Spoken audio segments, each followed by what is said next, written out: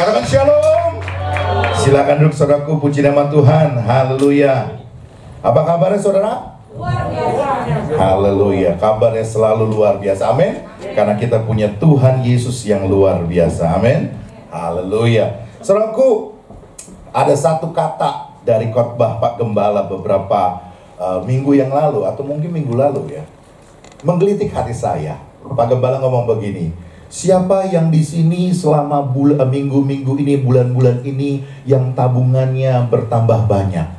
Saya kaget. Iya ya. Dan gak ada satu jemaat pun yang berani angkat tangan, termasuk saya. Ini menandakan memang betul saudaraku, akhir-akhir ini memang situasinya lagi gak bagus. Ya, saya dengar Pak Jokowi menyampaikan pertumbuhan ekonomi Indonesia, kan katanya pertumbuhan ya, tapi minus 4,6%. Jadi artinya bukan pertumbuhan saudaraku, tapi malah merosot sampai turun di bawah 0. Jadi sekarang pada bulan-bulan ini pemerintah punya target untuk paling tidak kembali pulih pada posisi 0%. Ya kita berdoa saja saudaraku, kita berdoa saja. Lalu kalau kita perhatikan lagi dari jumlah orang yang ya katakanlah sekarang disebutnya dengan suspek, ya kalau dulu dibilangnya ODP, PDP begitu ya, itu jumlahnya juga tinggi. Bahkan lagi kalau kita lihat orang-orang yang kena positifnya, dulu saya sampai share loh di Facebook saya, gila sampai 600 orang. Sekarang satu hari hampir 2.000 orang. Jadi kita udah biasa 1.500 orang, 1.600 orang, 1.800 orang. Dan memang kenyataan saudaraku, kalau kita jujur, kita bicara dengan masyarakat mayoritas pada umumnya Indonesia, mereka banyak yang nggak percaya tentang COVID. Bayangkan saudaraku, sampai hari ini masih banyak menganggap begitu remeh.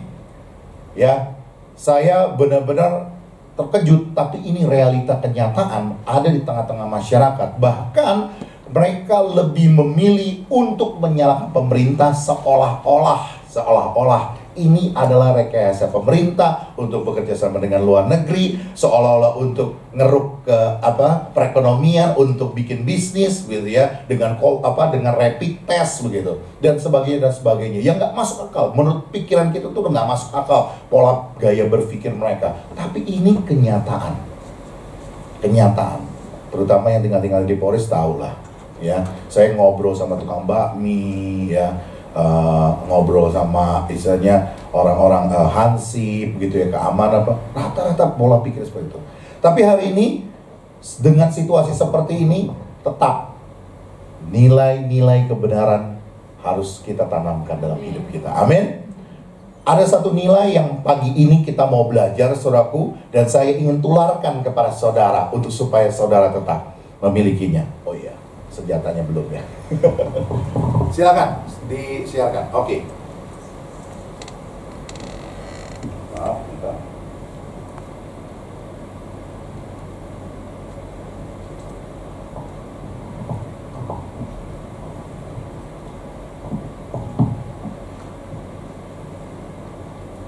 Ya.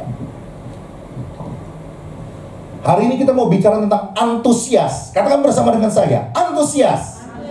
Haleluya. Antusias. Kita baca dulu ayat-ayat ini. Amsal 15 ayat 13. Kita baca sama-sama. 2, 3. Hati yang gembira membuat muka berseri-seri, tetapi kepedihan hati mematahkan semangat. Lanjut. Amsal 27 ayat 22. Hati yang gembira adalah obat yang manjur, tetapi semangat yang patah mengeringkan tulang. Amsal 18 ayat 14. 2, 3. Orang yang bersemangat dapat menanggung penderitaannya, tetapi siapa yang akan memulihkan semangat yang patah? Katakan bersama, antusias. Saya rindu saudaraku, ini kita miliki. Walaupun dunia kelihatannya tidak mendukung, tapi nilai ini harus kita punya, harus dimiliki oleh setiap anak-anak Tuhan. Apa itu antusias? Kalau kita bicara tentang definisi antusias itu dari Kamus Besar Bahasa Indonesia, maka dikatakan dengan kata sifat adjektif itu artinya semangat. Antusias artinya bergairah. Antusias artinya kegembiraan besar. Bahkan antusias itu artinya menanggapi gagasan. Oleh karena itu, pagi ini saya rindu setiap kita itu punya antusias. Amin. Boleh menanggapi firman Tuhan. Amin.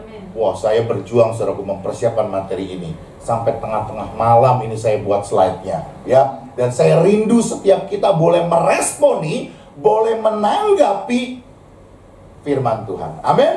Yang mau katakan amin. Haleluya. Antusias. Antusias itu dari kata Yunani, ada 3 kata di sana. Ada en, artinya dalam. Theos, artinya Tuhan. Dan AC, artinya kamu. Antusias artinya Tuhan di dalam kamu. Tuhan di dalam saya. Amin. Jadi orang-orang yang memiliki Tuhan pasti hidupnya punya antusias. Orang-orang yang ada di dalam Tuhan pasti hidupnya punya kegairahan, punya semangat. Bahkan dia merespon segala sesuatu dengan positif. Amin. Yang mengerti katakan amin. Haleluya. Saya temukan satu contoh yang luar biasa. Ada satu tokoh Alkitab yang saya bilang ini orang antusiasnya luar biasa. Namanya siapa? Zakheus. Kita baca dulu Lukas pasal 9 ayat 1 sampai 10. Minta tolong Marcel, bisa ditunjukkan. Lukas pasal yang ke-19 ayat 1 sampai 10 dengan judul perikop di sana Zakheus. Saya akan bacakan. Yesus masuk ke kota Yeriko dan berjalan terus melintasi kota itu. Di situ ada seseorang yang bernama Zakheus, kepala pemungut cukai, dan ia seorang yang kaya. Ia berusaha untuk melihat orang apakah Yesus itu, tetapi ia tidak berhasil karena orang banyak, sebab badannya pendek. Maka berlarilah ia mendahului orang banyak, lalu memanjat pohon ara untuk melihat Yesus yang akan lewat di situ. Ketika Yesus sampai ke tempat itu, ia melihat ke atas dan berkata, Zakheus, segeralah turun, sebab hari ini aku harus menumpang di rumahmu. Lalu Zakheus segera turun dan menerima Yesus dengan sukacita. Tetapi semua orang yang melihat hal itu bersungut-sungut, katanya, ia menumpang di rumah orang berdosa. Tapi Zakheus berdiri kepada Tuhan, Tuhan, setengah dari milikku akan kuberikan kepada orang miskin, dan sekiranya ada sesuatu yang kuperas dari seseorang, akan kukembalikan 4 kali lipat. Kata Yesus kepadanya, hari ini telah terjadi keselamatan kepada rumah ini, karena orang ini pun anak Abraham.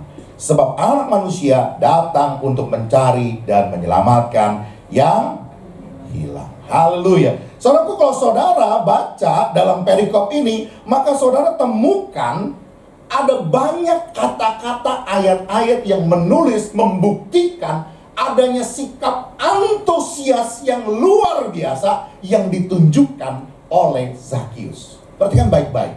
Yang saya lihat di sini Zakheus, ya Zakheus, Alkitab tulis apa? Zakheus mendengar Yesus akan lewat di daerah itu, akan lewat di jalan itu, lalu ada respon, ada tanggapan yang positif dari Zakheus. Dia katakan apa? Alkitab katakan bahwa orang seperti apa Yesus itu. Saya rindu saudaraku, saudara ada di tempat ini, saudara bukan hanya manas-manasin bangku, ya, saudara rela datang ke tempat ini. Saya rindu saudara memiliki antusias untuk mengalami perjumpaan dengan Kristus. Yang mau katakan amin? Amin. Zakheus, dia mau cari orang seperti apa Yesus itu. Nanti kita akan pelajari, saudara. Nanti kita akan pelajari. Ya, luar biasa, saudaraku. Bahkan ketika dia mau ketemu, Alkitab tulis apa? Karena badannya pendek, ini rame loh, rombongan ini penuh, jalanan ketutup. Dia nggak bisa lihat. Sekali lagi dia tunjukkan antusiasnya. Dia panjat pohon. Dia lihat itu. Oh, Yesus tuh lewat.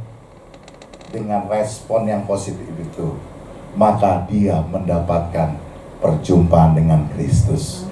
Saya rindu pagi ini saudaraku, saudara ada di tempat ini. Saya rindu, saya mau membagikan semangat, saya mau membagikan antusias kepada saudara, supaya saudara juga mau mengalami perjumpaan dengan Kristus di rumah Tuhan ini. Yang mau katakan amin?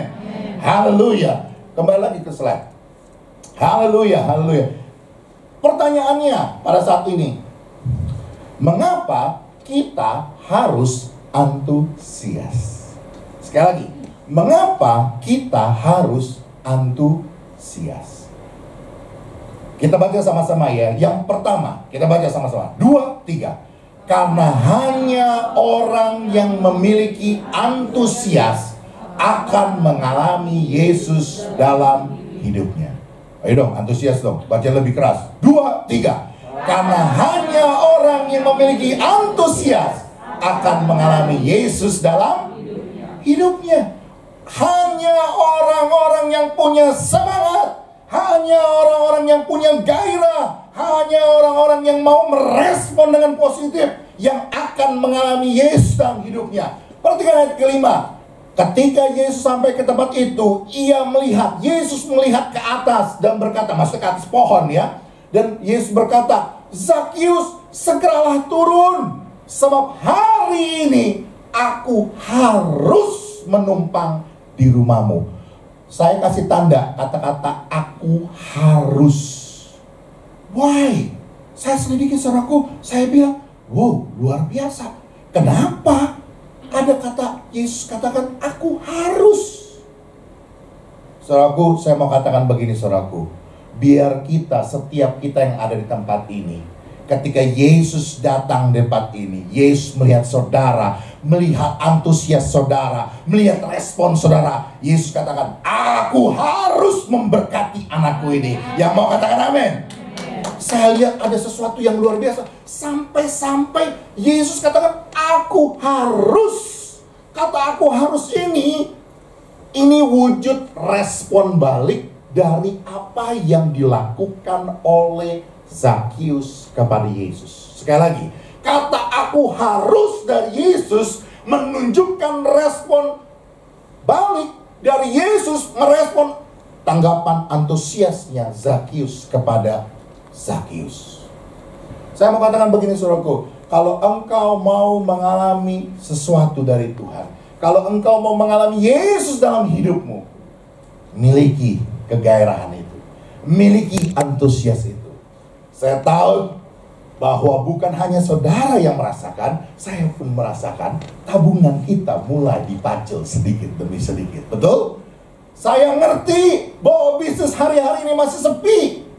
Semacet-macetnya Jakarta hari-hari ini, tetap di atas jam 7 malam sudah mulai sepi sampai hari ini. Tidak sepadat dulu.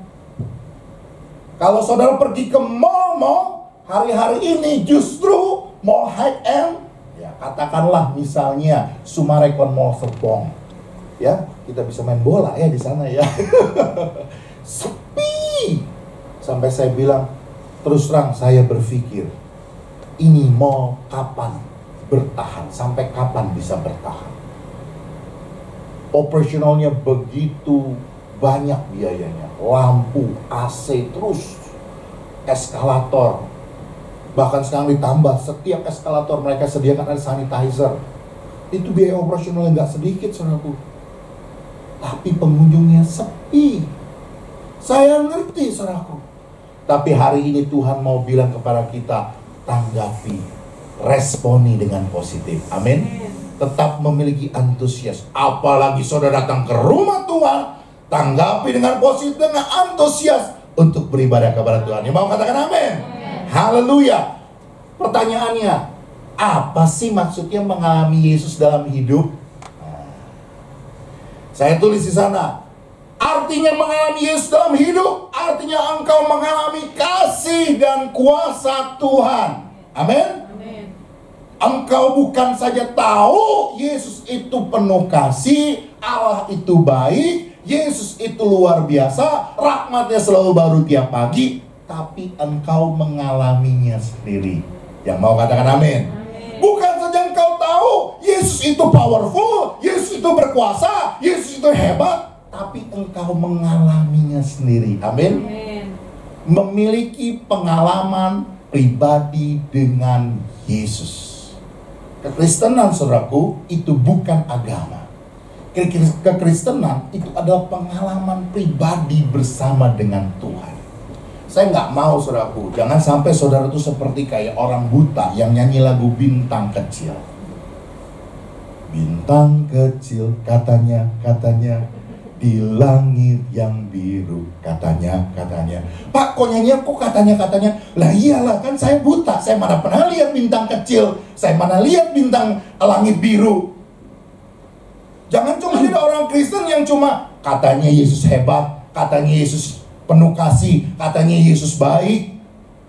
No, alami Kristus dalam hidupmu. Percaya bahwa engkau juga akan mengalami, merasakan apa yang orang lain rasakan. Saya mau kasih contoh, saudaraku. Siapa yang di sini pernah pergi ke Dufan? Angkat tangannya. Sekarang pertanyaannya, siapa yang pernah naik jet coaster? Ibu pernah, Bu? Saya pernah, saudaraku. Tapi kalau udah sekarang saya nggak mau lagi, karena begitu turun saya yakin pasti saya tidak akan kuat. Saya akan muntah-muntah pasti itu. Jadi daripada mempermalukan diri, lebih baik jangan. Tapi saudaraku, saya mau ngomong begini, saudaraku. Katakanlah saudara tidak pernah, ya, coba saudara tanyakan sama orang yang baru turun dari jet coaster. Lalu orang yang pertama saudara tanya, pasti akan orang itu yang bilang, oh enak Pak, seru Pak, mantep Pak, aduh ambil lagi, saya mau ambil lagi. Tapi mungkin saudara begitu tanya lagi sama orang yang satunya, orang itu akan menjawab, aduh Pak, nggak mau lagi Pak, mual Pak, aduh diputar-putar Pak, aduh mual Pak. Lalu saudara mulai berpikir, jadi naik jet coaster itu enak apa enggak? Saudaraku, saya mau bilang begini, saudaraku, jangan kata orang. Amin. Tapi ketika saudara naik jet coaster itu sendiri, maka saudara punya pengalaman exciting sendiri, dan rasakanlah sensasinya sendiri. Mau ngejerit kayak mau teriak mama, mau apapun, itulah pengalaman yang tidak bisa diucapkan dan dideskripsikan oleh orang lain. Betul? Itulah pengalamanmu dengan Kristus. Amin. Hari-hari ini saya mau katakan begini, saudaraku. Banyak hamba-hamba Tuhan yang berdiri di mimbar ini. Saya percaya orang-orang pilihan yang boleh naik di mimbar ini. Orang-orang dengan pengajaran yang baik boleh berdiri di mimbar ini. Kami, para hamba Tuhan, hanya bisa membagikan sharing tentang siapa itu Kristus. Kami hanya bisa memberikan tentang pandangan-pandangan teologi, tentang kebaikan Tuhan dan kasih Tuhan. Tapi kami tidak pernah bisa dari atas mimbar memberi pengalaman pribadi tentang siapa itu Yesus kepada saudara. Hanya engkau sendirilah yang bisa punya pengalaman pribadi. Amin. Wah, saya sampai lupa. Itulah saya. Kalau khotbah itu nggak pernah ingat waktu, ya. Bahkan saya katakan begini, Zakius mengalami perubahan hidup. Oh iya, orang yang tiap hari mikirnya duit, bisa tiba-tiba ngomong sama Tuhan, setengah dari hartaku akan kuberikan kepada orang miskin. Siapa yang di sini berani ngomong sama saya, Bapak, atau kepada Pak Gembala, Bapak, setengah dari hartaku akan kuberikan kepada Pak Gembala, gitu. Wah, luar biasa ya. Paulus dan Silas, ini saya nggak perlu bacakan karena kita dikejar waktu. Paulus dan Silas secara fisik jasmani dia di penjara, bahkan dia didera di penjara paling tengah di kota Filipi itu. Tapi di tengah malam mereka menaikkan pujian, adanya tetap antusias, semangat, gairah, respon yang positif. Mereka tetap memuji Tuhan. itu terjadi gempa bumi, pintu-pintu penjara semua terbuka. Oke lah, kalau gempa bumi pintu-pintu penjara itu terbuka, nggak aneh lah, karena gerakan bumi. Tapi yang aneh ada ketika mereka dibelenggu, rantai-rantai mereka putus semuanya. Mereka mengalami pribadi dengan Yesus. Kita baca ayat 42, ayat 5. 2, 3. Hanya kata orang saja, aku mendengar tentang engkau, tetapi sekarang mataku sendiri memandang engkau. Dulu Ayub bilang hanya kata orang. Sekarang punya pengalaman pribadi dengan Allah. Haleluya. Kita baca sama-sama, ini kata yang luar biasa dari Ralph Waldo Emerson. Nothing great was ever achieved without enthusiasm. Tidak ada sesuatu yang dahsyat, yang hebat, yang besar, yang akan dapat dicapai tanpa antusias. Amin. Yang kedua, supaya cepat saja saudaraku, dengan antusias kita memiliki daya juang. Kita baca dulu ya ayat yang ketiga sampai keempat. 2, 3. Ia berusaha untuk melihat orang apakah Yesus itu, tetapi ia tidak berhasil karena orang banyak, sebab badannya pendek. Maka berlarilah ia mendahului orang banyak, lalu memanjat pohon ara untuk melihat Yesus yang akan lewat di situ. Saudaraku, latar belakangnya Zakius ini adalah kepala pemungut cukai. Jadi pemerintahan Romawi itu menarik pajak, menarik cukai kepada setiap person. Jadi personnya ya, orangnya itu yang ditarik pajak. Dan mereka akan menugaskan seseorang itu untuk mengkoordinatorkan, untuk mengkoordinasikan, ya, menjadi koordinator untuk memungut cukai. Nah, Zakius inilah koordinatornya, kepala pemungut cukai ya. Tetapi kenapa orang-orang nggak suka sama dia? Karena selain dicap sebagai antek penjajah, Zakius sebagai kepala pemungut cukai juga suka meres. Yang seharusnya pajak 10.000, dia bilang kamu pajaknya 40.000. 30.000-nya masuk kan? 10.000-nya di store ke pemerintahan Roma. Bisa nangkep? Iya. Dia nggak disukain orang. Saya bisa deskripsikan. Misalnya nih, kita lagi kerumunan rame-rame, desak-desakan. Tiba-tiba ada orang yang lewat yang kita benci, yang kita kesel, dan masyarakat kompak bareng-bareng memang nggak suka sama ini orang. Saya bisa bayangkan, udah pendek, cebol, bulat begitu ya, dia lewat begitu. Mungkin ada yang tekan palanya, ada yang tekan pundaknya. Ya, saya bisa deskripsikan, saya bisa gambarkan. Pokoknya Alkitab menulis dia tidak berhasil melihat Yesus. Tapi perhatikan baik-baik, justru dengan tidak berhasilnya itu, dia nggak putus asa. Dia punya daya juang. Amin. Miliki daya juang, tidak cepat putus asa. Gagal, ya berusaha lagi. Gagal, berusaha lagi. Bahkan ketika Zakius mengalami kegagalan, dia nggak putus asa. Ya udahlah, gara-gara badanku pendek, udahlah, aku nggak lihat Yesus deh, nggak jumpa dengan Yesus deh. Tidak. Justru dengan gagal, dia punya kreativitas untuk mencari solusi. Aku gagal, aku naik pohon. Yesus pasti nanti lewat sini. Aku bisa lihat dari atas pohon. Ada kreatif. Saya nggak tahu hari-hari ini Tuhan taruh apa di hatimu. Yang tadinya nggak jualan online jadi jualan online. Yang nggak bisa masak tiba-tiba jadi masak di rumah. Ya kan? Yang nggak jualan somai, tiba-tiba jadi jualan somai, jualan pempek begitu kan? Ya ada kreatif yang Tuhan berikan buat kita. Ya bahkan siap dengan segala resiko. Amin. Amin. Supaya kita boleh memiliki daya juang yang tinggi. Yang terakhir. Zakius bukan saja dia yaitu punya daya juang, tapi Zakius juga mampu memberi dampak.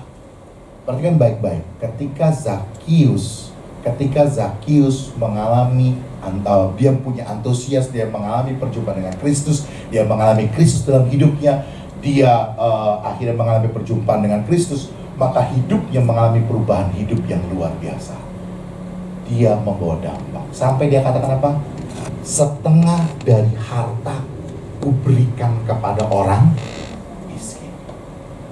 Bahkan kalau ada yang pernah aku peras, aku akan balikan 4 kali lipat. Saya pernah belajar dengan dosen saya, Pak Andrew, dan kita pernah bahas hal ini. Sampai Pak Andrew katakan, saya yakinkan saat itu Zakheus itu hartanya lebih dari separuh, bahkan nyaris semuanya habis. So bisa bayangkan, dia statementnya pertama setengah dulu udah dikurangi. Lalu dari setengah hartanya itu masih dibalikin 4 kali lipat buat orang-orang yang pernah dia peras. Banyak yang dia pernah peras. Bisa miskin. Artinya apa? Ada dampak yang luar biasa yang diberikan kepada orang lain. Dan saya mau katakan begini saudaraku, mari kita memiliki semangat. Berdampaklah buat orang. Positif. Orang kalau lihat saudara tetap bergairah, tetap semangat. Amin. Amin. Ya, antusias itu menular, saudaraku. Antusias itu menular. Haleluya. Share your enthusiasm. Bagikan antusiasme. Amin. Jadi kita boleh berbagi dengan orang. Boleh membagikan semangat kita, gairah kita, memberi dampak buat orang lain. Amin. Saya percaya pada hari ini kita belajar tentang kebenaran firman Tuhan, biar setiap kita, saya dan saudara, itu boleh mengalami Kristus dalam hidup kita. Amin. Mari kita beri tepuk tangan yang meriah buat firman Tuhan. Mari kita bangkit.